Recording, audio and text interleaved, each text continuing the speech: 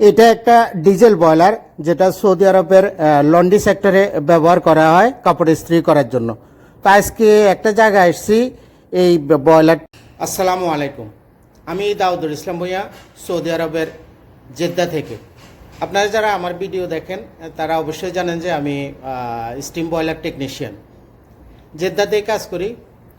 তো আজকে একটা জায়গায় গেছিলাম একটা বয়লার ঠিক করার জন্য, এক বাংলাদেশি ভাইয়ের। তো বয়লারের সমস্যাটা নিচের যে আউট বাল্ব, যেটা 2 ইঞ্চি যে গেট বাল্বটা থাকে, ওই বাল্বটারেই পানি পড়ছিল। তো উনি আমাকে বলছে যে বাল্বটা চেঞ্জ করবে, কিন্তু এই বাল্বটার অনেক দাম। তাই আমি এটাকে অল্টারনেট করে একটা 1 ইঞ্চি বাল্ব ফিটিং করেছি, এবং তার সাথে স্টিম আয়রন প্রেসেরও কিছু কাজ করেছি। আপনারা যারা ভিডিওটি নতুন দেখছেন তাদেরকে আমি বলবো পেজটি ফলো দিয়ে রাখবেন এবং সাবস্ক্রাইব করে রাখবেন, যাতে করে এই ধরনের আরও ভিডিও আপনারা পেতে পারেন। তো দেরি না করে চলুন দেখি কাজটি।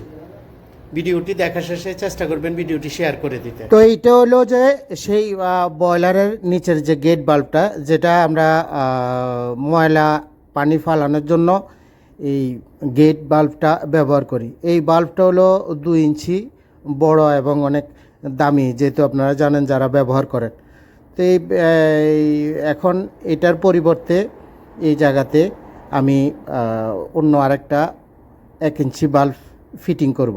কিভাবে ফিটিং করব সেটাই দেখবেন এই ভিডিওতে। এছাড়াও ভিডিও শেষে আছে স্টিম আয়রন প্রেস, অর্থাৎ কাপড় ইস্ত্রি করার যেই মেশিন, ওই মেশিনটার কিছু কাজ করেছি, সেটাও দেখবেন। ভিডিওটি অবশ্যই শেষ পর্যন্ত দেখার চেষ্টা করবেন। দেখতেছেন এখানে আমি প্রথমে একটা 2 ইঞ্চি জুলবা বলে, এই 2 ইঞ্চি একটা জুলবা আমি এখানে ফিটিং করেছি। এরপরে একটা নিচে 2 ইঞ্চি বাই 1 ইঞ্চি একটা নাগাস আমি এখানে ফিটিং করেছি। এরপরে আমি 1 ইঞ্চি একটা নিফেল এখানে ফিটিং করব।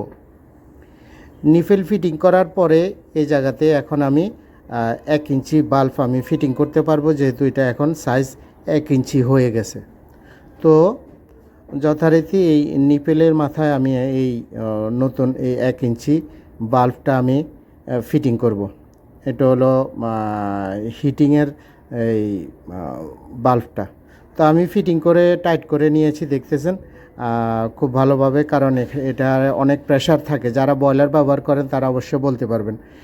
আর যে স্টিম আয়রন প্রেসের যে সাফাতের, এটা সবসময় অনেকেরই খারাপ হয়। এটা খারাপ হয়ে গিয়েছিল, পানি পড়তেছে প্লাস বাইরে স্টিম বের হচ্ছে। তো আমি এটা চেঞ্জ করে দিয়েছি।